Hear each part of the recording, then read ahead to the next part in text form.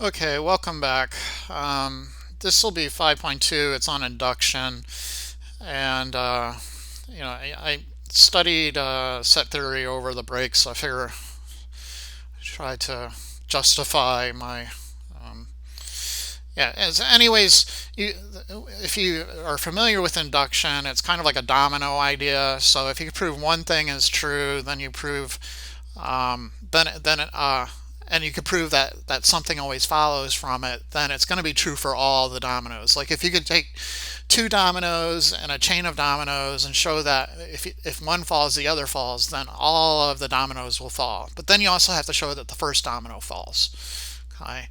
So that's usually the way they kind of introduce induction.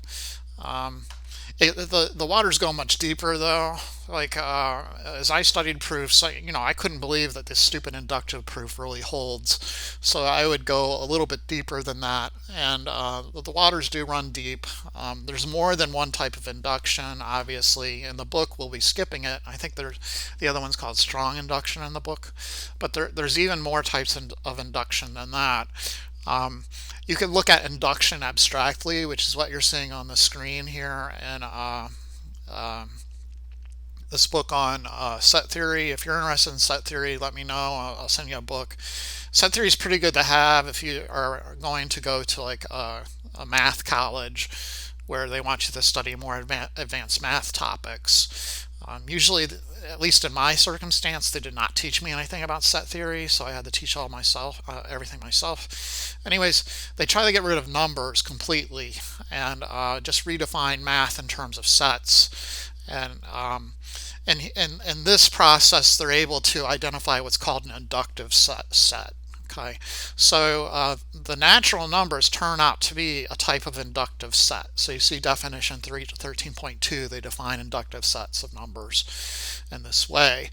Um, yeah, so the natural numbers just happen to be a type of inductive set, and in particular, it's kind of like the smallest inductive set. So you took all inductive sets and you intersected them and looked at the sort of the commonality part there, then the natural numbers would be that set. Okay, so it's really interesting if you want to get into it. And like I was saying, this is kind of where what I was reading about, where they redefined all of the numbers in terms of. I keep seeing it and then I skip over it. Set, yeah, here. So they build literally the numbers up from sets, and then they're able to define addition in terms of these sets, and that's what they're doing here. This is just addition um, using sets. So they're showing that 3 plus 4 is in fact equal to 7. Okay. And it's interesting because, like I said, they're kind of we're kind of trained to deal with numbers. The way I think of it is we've been kind of dealing with the chicken, the old chicken or the egg, which came first, kind of thing. For us, it's like the chicken came first. And what this set theory is trying to do is trying to create an egg such that that chicken came from that egg. And they're hoping it gives math people a better perspective on how things function and clears up some of the inconsistencies that we may worry about. For example, Russell's paradox. Does the set of all sets that contain themselves contain itself, or something like that? They could get around it using some extra axioms. They call them the ZFC axioms. So the axiom of choice is in there, and I believe the axiom of choice is kind of somehow related to the inductive hypothesis. The inductive hypothesis is really, really closely connected to the recursive definition. Okay, they're almost like the same thing if you read some of these books. But anyways, okay, we'll get back to work here. I just wanted to talk a little bit about some of the stuff I studied over break, and maybe you would be interested. I don't know, probably not, but um, it's not often I get to talk to other humanoids about the things I'm interested in. So thank you for indulging me. All right. All right. So, anyways, induction is what we're looking at. So let me get the screen open here. Um, this is section 5.2 then, and 5.2, mathematical induction. The first most basic type that you find.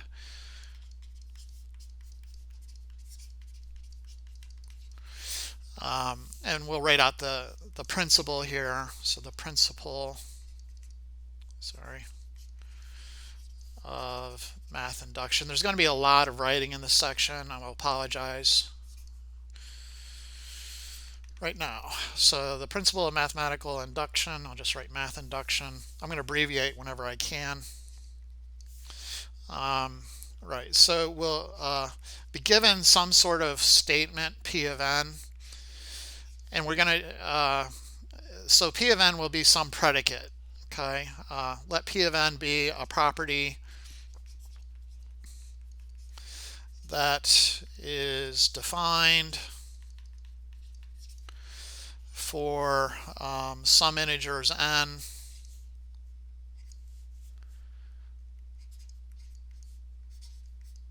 right? And let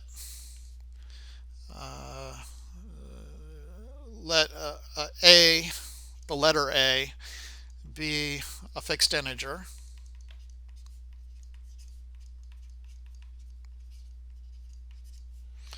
Okay.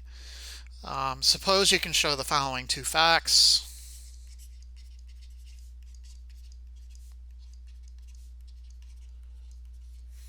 So first off is called the basis step.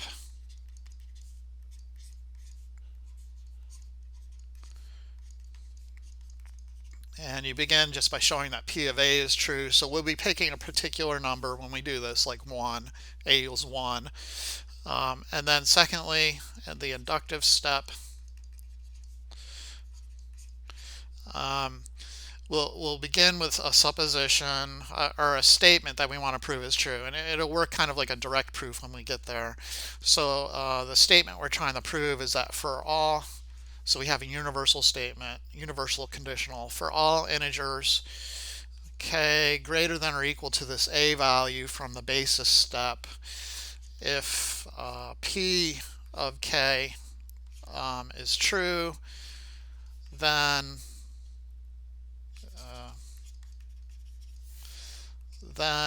p of k plus 1 follows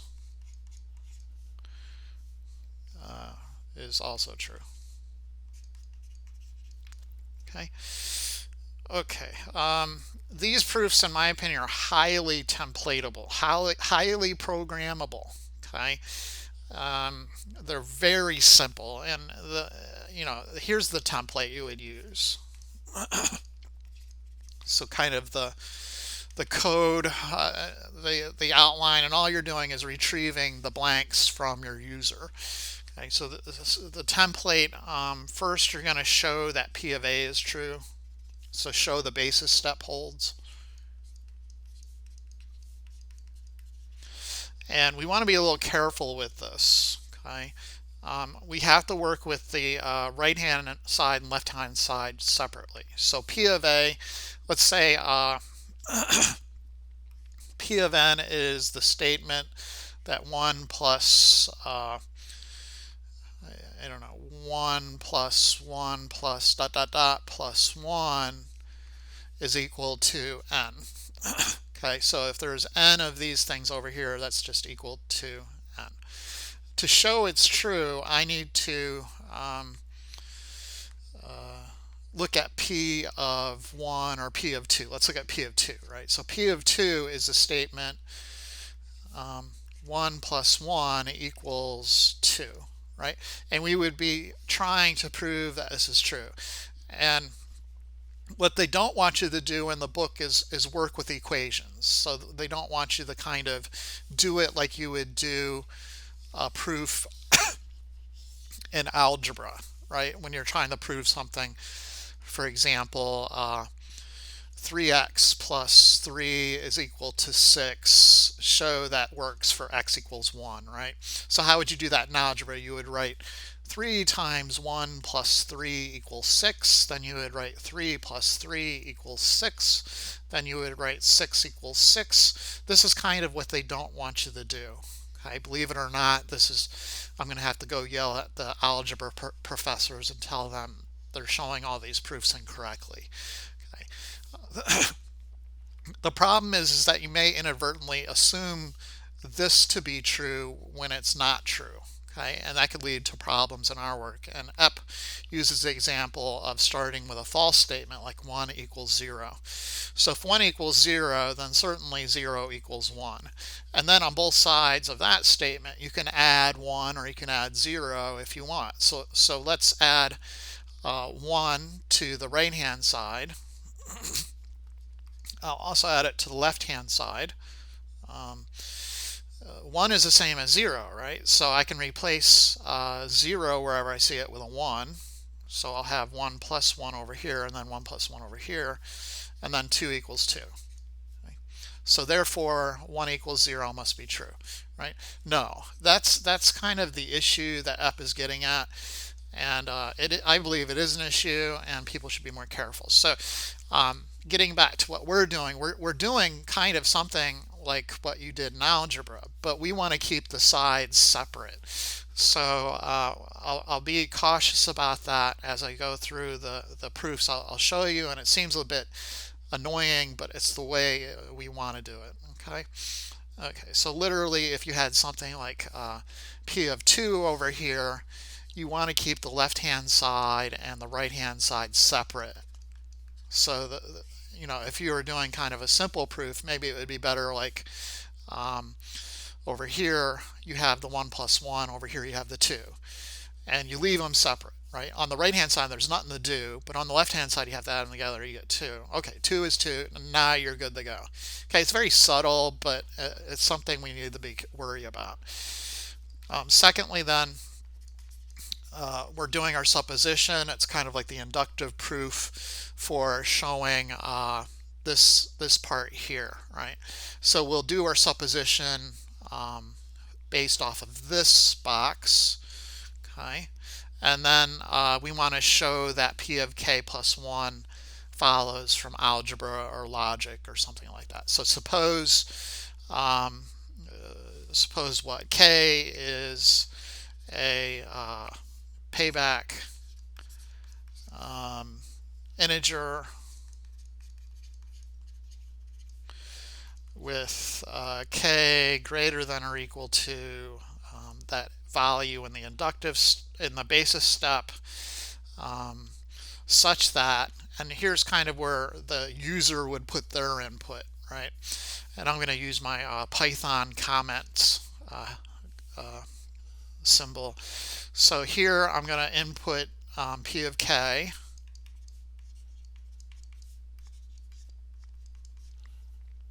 Okay, and then I'm going to say we wish to show,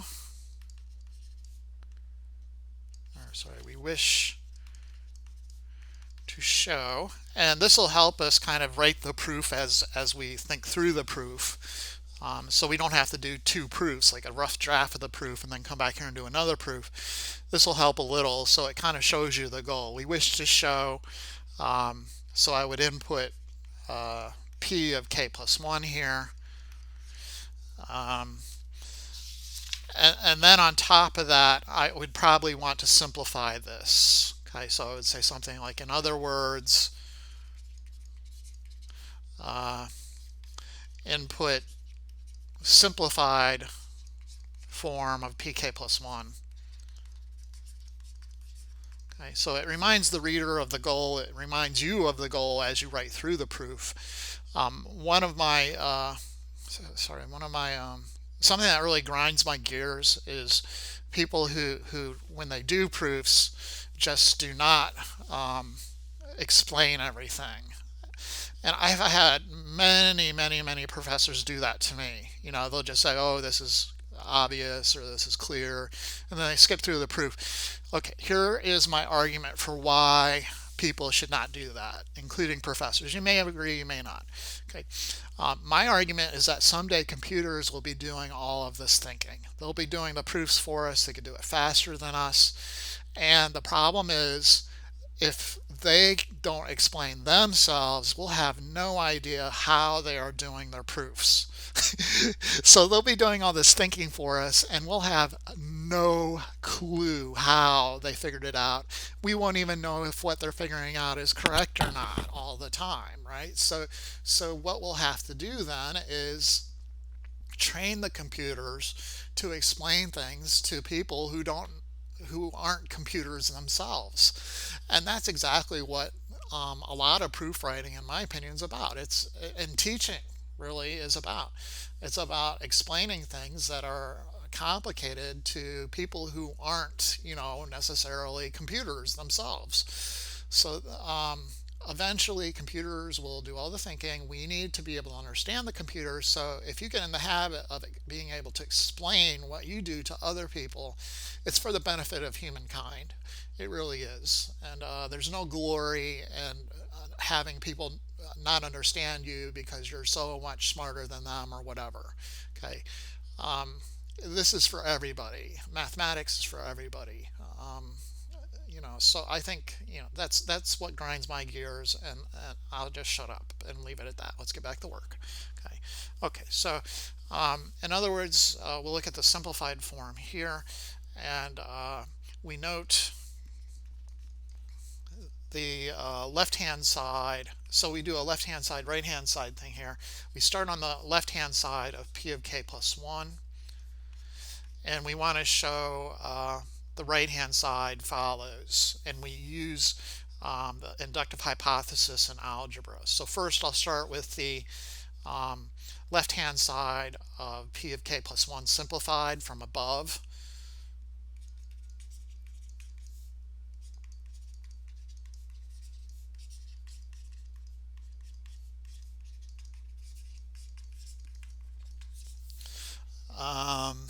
And then I'll use the inductive hypothesis. So apply the inductive hypothesis. Then use algebra to show the right-hand side follows. Okay, and by no means do I want to imply that this is the only use for inductive proofs. I've seen inductive proofs used extremely creatively. If you are into triominoes or something like that, they do these clever proofs on triominoes using induction. You could use it in geometry and stuff like that. The sky is the limit. But in this book and intro math classes in general, there's just nothing to them. They're all highly, so anyways, then you'll write up your end statement, something like which is the right hand side, which is what we wanted to show, right? Which is right hand side of P of k plus 1.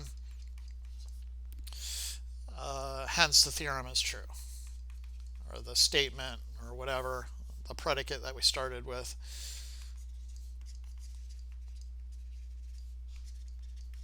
And we're done. Alrighty then. So let's try one of these. This is number 7. Okay. In this homework in the software, obviously it's just fill in the blanks for all n and z. And there's nothing wrong with fill in the blanks. It's a great way to start learning. I wish I had fill in the blanks when I started. So anyways, our predicate 1 plus 6 plus 11 plus 16 plus dot dot dot plus 5n minus 4 equals n times 5n minus 3 over 2. That's an n right there.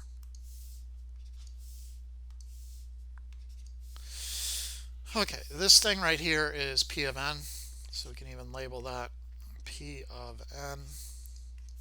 Okay.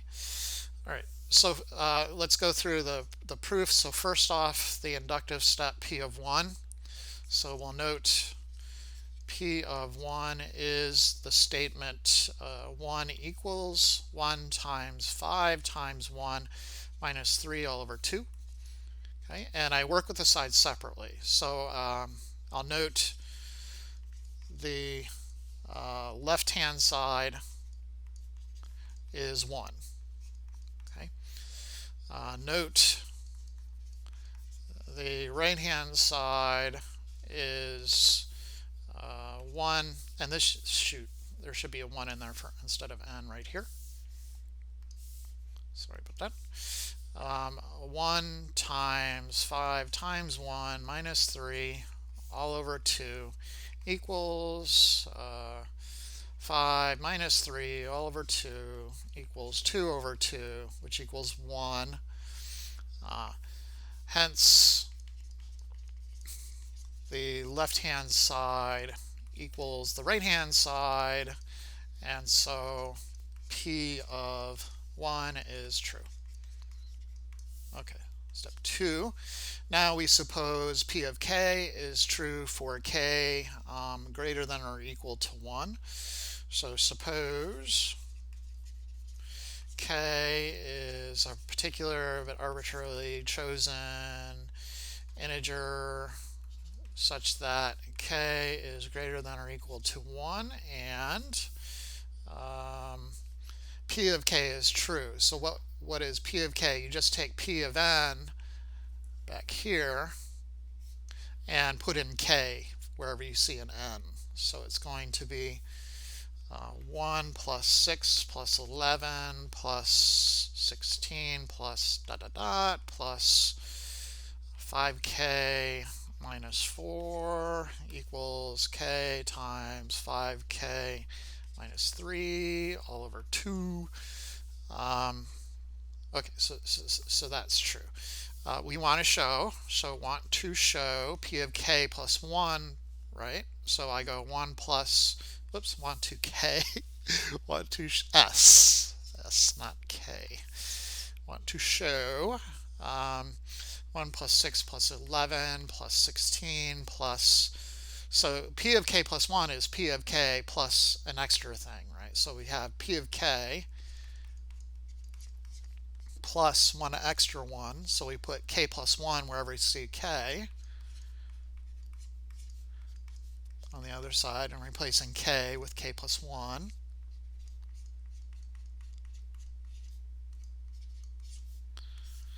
Okay. And then we want to simplify both sides so it's a little easier to read, and we can kind of do the proof without having to do a big sketch. So we'll just say, in other words, and here we simplify P of k plus 1 plus 6 plus 11 plus, and there should be a dot dot dot in there. I didn't mean to, just all over the place today. Plus dot dot dot plus, there it is, sorry, plus dot dot dot plus 5k minus 4 plus I distribute here, so that would be 5k plus 5 minus 4, which is 5k plus 1. On the other side, I'm going to be distributing there, so that would be 5k plus 5 minus 3. So the first term is k plus 1 times 5k plus 2. That's all over 2. In other words, we want to show that. So here's where we start proving it to be true. So starting on the left-hand side, I note 1 plus 6 plus 11 plus dot dot dot plus 5k minus 4 plus 5k plus 1 is actually equal to, well, I can replace this first part of it with P of k because I assume that to be true. So I look back at where is P of k. P of k is this thing right here. Okay, so I could replace that thing with this thing here, k times 5k minus 3. So k times 5k minus 3 all over, what was it, 2. And then plus this 5k plus 1. Okay. find a common denominator here. So k times 5k minus 3 all over 2 plus, if I multiply top and bottom here by 2, I'll end up with 10k plus 2 all over 2. And then combine the numerators over the common denominator. It's k, and I'll go ahead and distribute this k. So I get 5k squared minus 3k plus 10k plus 2 all over 2. That's 5k squared plus 7k plus 2 all over 2. And then I could factor that thing into 5k plus blank, and then k plus blank. I'll put a 2 here and a 1 here, all over 2, and I think that works. And we got it, right? That thing right there is the left-hand side of p of k plus 1, which is what we wanted to show. Okay, so which is the right-hand side of p of k plus 1, which is what we wanted to show.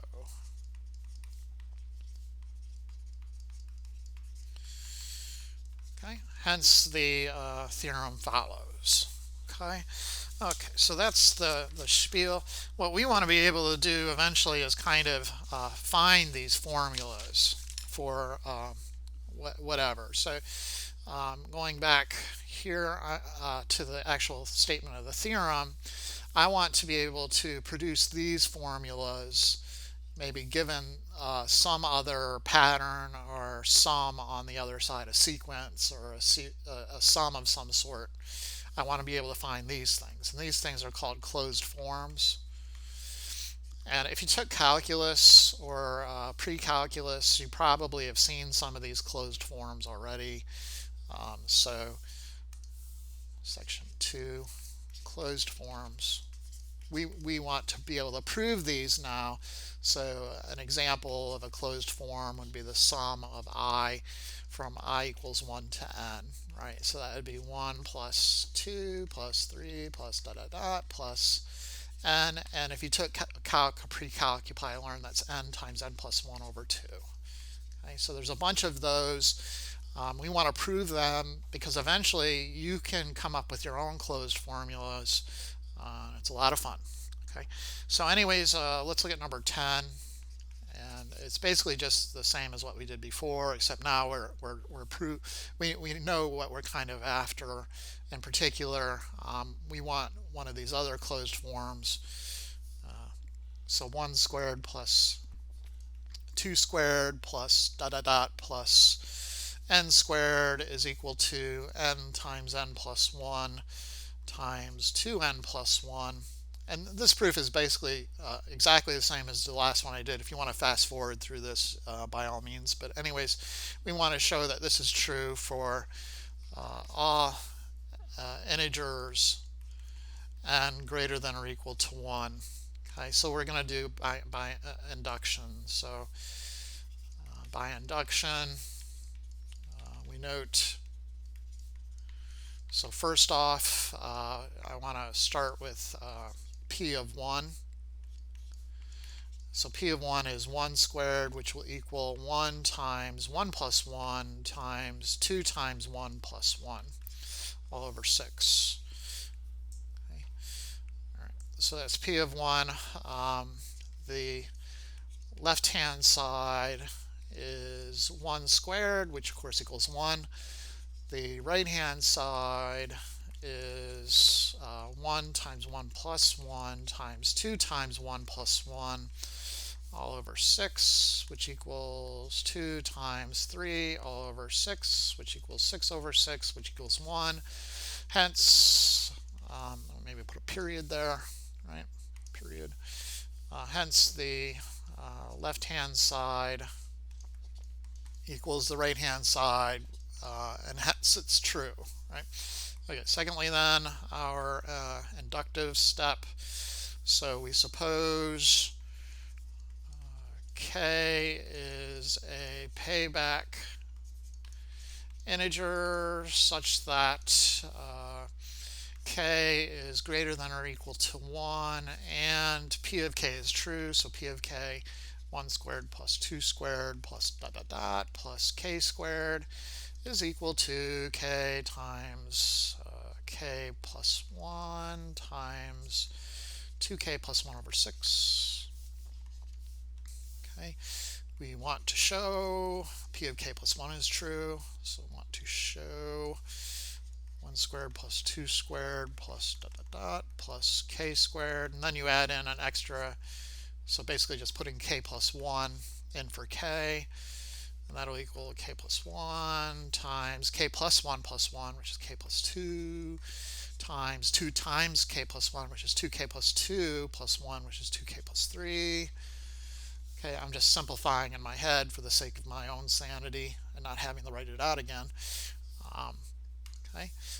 Okay, so starting, now we show the left-hand side is equal to the right-hand side. So starting on the left-hand side, 1 squared plus 2 squared plus dot dot dot plus k squared plus k plus 1 squared. Now we use the inductive hypothesis to replace that section. So that'll equal k times k plus 1 times 2k plus 1 all over 6 plus k plus 1 squared. Find a common denominator, so multiply this by 6 over 6. And we'll have, I'm not going to multiply any of this out because you could do some factoring and make it a little easier.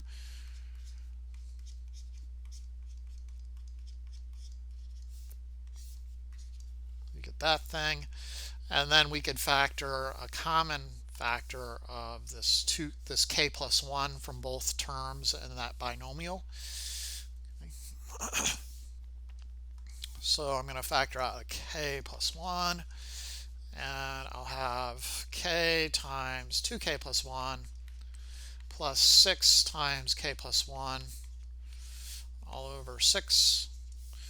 That'll equal k plus 1 times, distributing this k, you get 2k squared plus k, and distributing the 6, you'll get 6k plus 1, so 2k squared plus k plus 6k is plus 7k, and then plus 6 all over 6, and that'll equal k plus 1 times 2k plus something times k plus something, and that something has to be 2 and 3, okay, all over 6. And then we kind of scroll back. Did we get it? K plus 1, 2, k plus 2, 2k plus 3, k plus 1, 2k plus 3, k plus 2. Yeah, we got it. That's the same thing, which is the right-hand side of p of k plus 1. Hence, the theorem is true. Hence, the closed form holds, or something like that.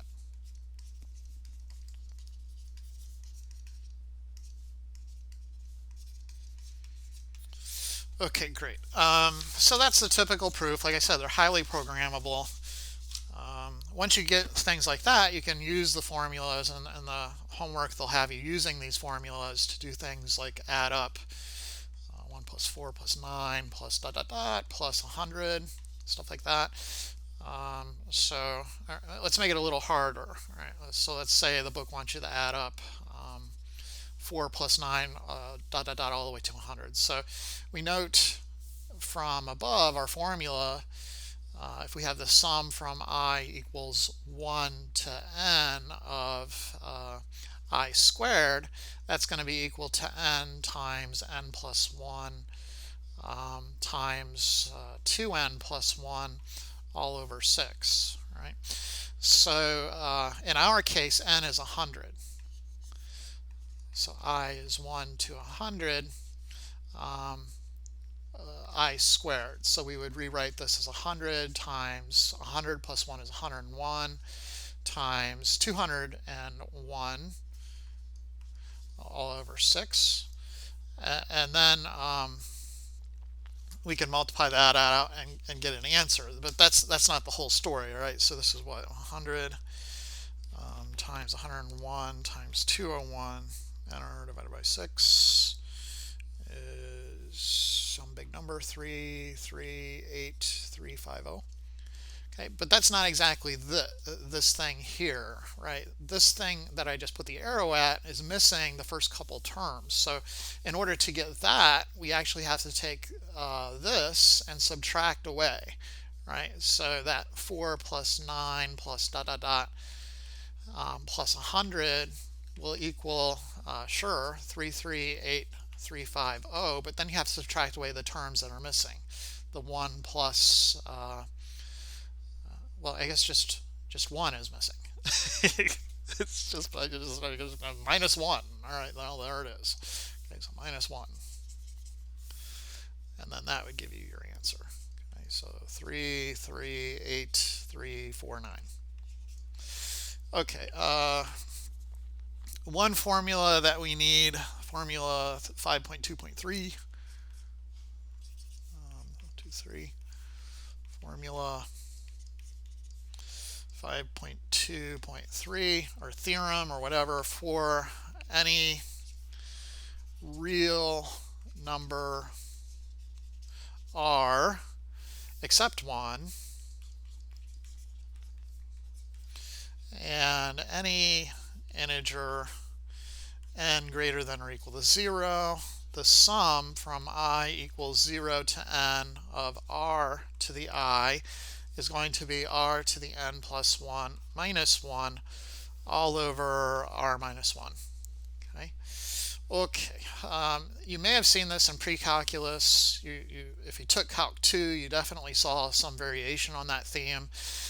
The problem is in Calc 2, they kind of avoid doing inductive proofs, and they show you some wishy-washy proof like this. The sum of the first n terms of that thing is going to be, literally the sum from I equals 0 to n of r to the I, which is, if you plug in 0, you get r to the 0, which is 1. Plug in 1, you get r, plus plug in 2, r squared, plus dot dot dot, plus r to the n. And then if you multiply s sub n by r, which will give you this thing,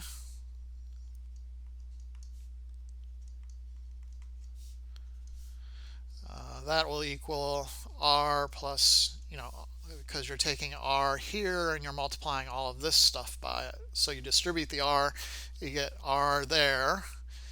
R times 1 is r, and then r times r will give you this r squared, and then all the way up to r sub n minus 1 will give you r to the n, and then r times r to the n will give you r to the n plus 1, right? So r times r to the n is r to the 1 times r to the n, and you add exponents, r to the 1 plus n, or if you'd rather, n plus 1. Okay, then what they do is they subtract all of this business, and you get s sub n minus r s sub n, which will be, well, all this junk will cancel. Boom, boom, boom, boom, boom, boom, boom. And you'll be left with 1 minus r to the n plus 1. And then we could factor out the s sub n over here, and you'll have 1 minus r equals 1 minus r to the n plus 1. And then divide by 1 minus r, and you get 1 minus r to the n plus 1 all over 1 minus r. And that's equivalent, if you factor out a negative from top and bottom, negative 1 over negative 1 is positive 1. So this is equivalent to the above statement. Usually they tack in an a value in this formula, so you usually see it as the sum from I equals 0 to n of a r to the I, or some variation. Maybe the index starts at 1, and then this formula will be a times r to the n plus 1 minus 1 all over r minus 1. Okay, so that's another variation. For example, if you had like 3 plus 3 times 2 plus 3 times 2 squared plus 3 times 2 cubed plus dot dot dot plus 3 times 2 to the n. You could use that formula to say that this equals 3 times, and then the r value is 1 here. Sorry, it's 2. The r value is basically what they call in like pre-calculus the common ratio. So if you took two consecutive terms and you divided them, that's going to be your r value. So 3 times 2 all over 3 is equal to 2, and that's r. And that will work for any of these types of geometric sequences, sums of geometric sequences. Okay, sorry. Right, this would be 3 times r to the n plus 1. So r is 2 to the n plus 1 minus 1 all over 2 minus 1. Okay, and then in particular, if you were tasked with adding up something literal, like 3 plus 3 times 2 plus 3 times 2 squared plus dot dot dot plus 3 times 2 to the I don't know, 11th, you could write that as 3 times 2 to the 12th minus 1 all over 2 minus 1, which is 3 times 2 to the 12th minus 1 all over 1, which is 3 times 2 to the 12th minus 1, which is 3 times, let's get my calculator, 2 to the 12th minus 1 is 4095, which will equal times 3, 12285. Okay, so there'll probably be all kinds of problems in the homework where you have to do that kind of stuff, but the important formula, getting back to induction, is right here. They give you a closed form for this sum, and this on the right hand side is closed form. The problem with the calc proof is the dot dot dot stuff. This stuff I'm circling kind of in red. This dot dot dot stuff, you ever it's kind of like going yada yada yada. Okay.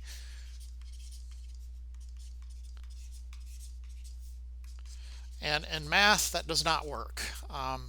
We can't yada yada yada our way through a proof, right? It's kind of like jumping to conclusions. I can't just say a miracle happens and here we are, right?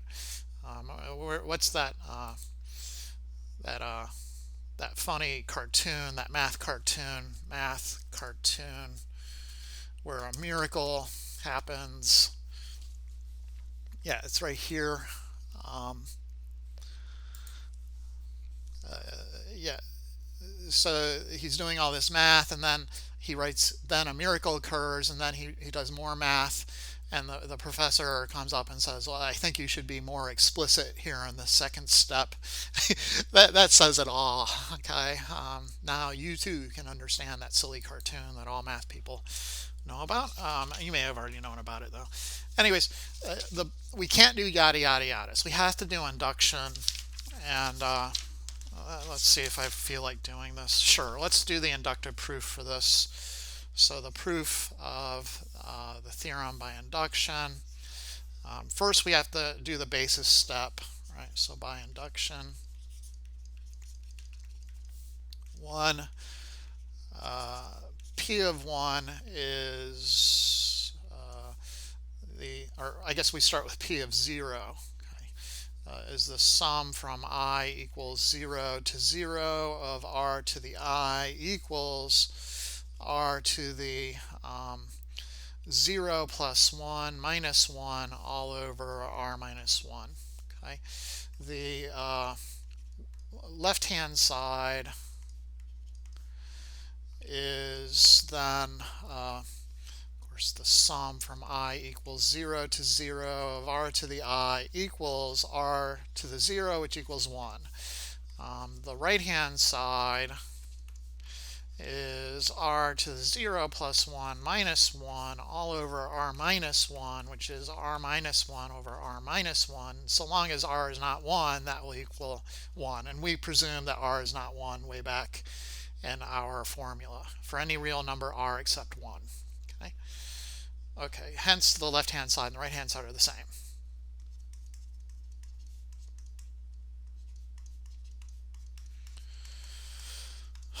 Great. So the basis step holds. Then we go to the inductive step. So we're doing our supposition. Suppose k is a particular but arbitrarily chosen integer such that k is greater than or equal to 0, and then p of k holds true, right? So p of k will be the sum from I equals 0, to k of r to the I, and that should equal r to the k plus 1 minus 1 all over r minus 1. Okay, so what do we want to do? We want to show, right? So want to show p of k plus 1 follows. So I equals 0 to k plus 1. I'm just replacing k's with k plus 1s. Equals r to the k plus 1 is k plus 2. I should put a 2 there. Minus 1 all over r minus 1. Let me clean that up. Boom, boom. Okay. Right, so we note then the left-hand side is starting with the sum I equals 0 to k plus 1 of r to the I. Then we could peel off one term from that sum. So it would be the same as a sum from I equals 0 to k, r to the I, plus that term I peeled off, which is r to the k plus 1. Then I could use the inductive hypothesis to replace the summation that I'm circling here, or boxing in green. That will be then equal to r to the k plus 1 minus 1 all over r minus 1 plus r to the k plus 1. And then it's just the same old song, right? I need a common denominator, so I'm going to multiply this r to the k plus 1 top and bottom by r minus 1. Okay. Then I have r to the k plus 1 minus 1. I'm going to distribute this thing and put everything over the common denominator, r minus 1. When you distribute this thing, you'll have an r to the k plus 1 times r, right? So that's r to the k plus 1 times r to the 1.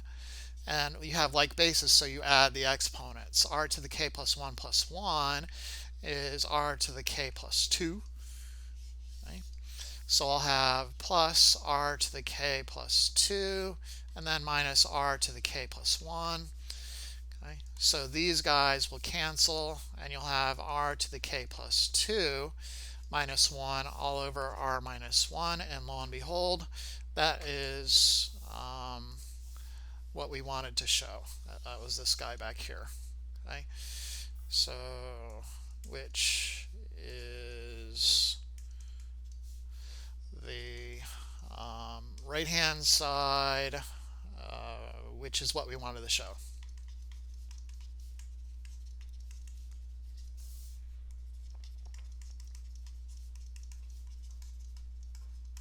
Okay.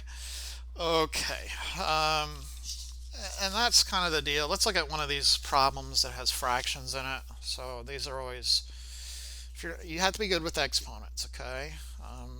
So 28, we're trying to find a closed form.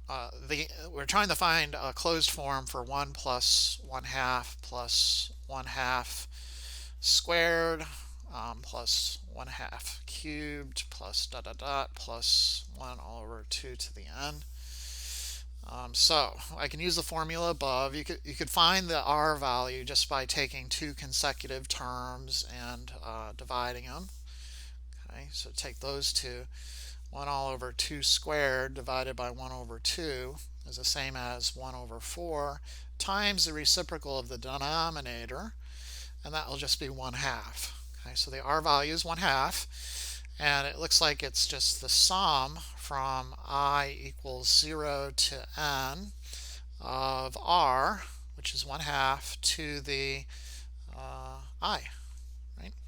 Okay, so we could use that formula from above. That will be then 1/2 to the n plus 1 minus 1 all over 1/2 minus 1. Okay, that's kind of the answer, but we want to simplify it, and I think simplifying is the hard part. Okay, so what do we have then? We have 1/2 to the n plus 1 minus 1 all over negative 1/2. 1/2 minus 1 is negative 1/2. I can multiply top and bottom by negative 1 to get rid of that negative issue, right?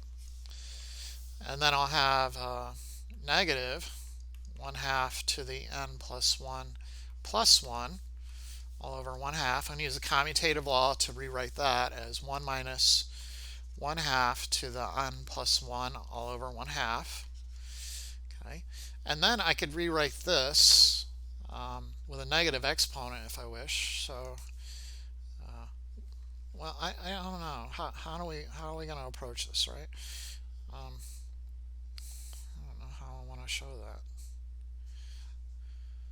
Well, we can butterfly it. So there's a lot of different ways we can think of this. We can cut it right into two fractions. So you'd have 1 all over 1/2 minus 1/2 to the n plus 1 all over 1/2. Okay. 1 over 1/2 is the same as 1 times 2. Okay, so that's just 2. And then 1/2 to the n plus 1 over 1/2, that's just like x to the a all over x to the b. You have the like base. Our x is 1/2. So that'd be x to the a minus b. So literally this will just be 1/2 to the n plus 1 minus 1, right? Let me get back to the other color. So I get 2 minus 1/2 to the n. Okay, that gives me a nice formula for if I need to evaluating that thing. Okay, let's cut it there then, and I'll see you next time.